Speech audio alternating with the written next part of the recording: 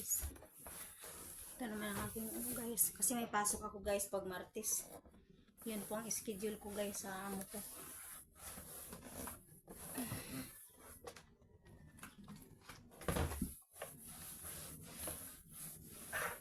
Maraming sa inyong lahat ha. Maraming salamat ha.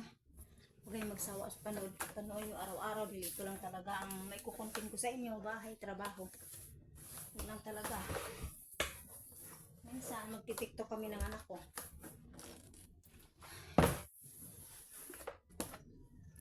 Thank you. Hi guys, hello. Ako naman guys, kahit hindi ako perfect maglinis, ang ginagawa ko guys para matapos, bilis-bilisan ko kaunti ang kilos ko. Tapos sunod-sunod yun. Sunod-sunod para hindi ka maguguluhan. Thank you.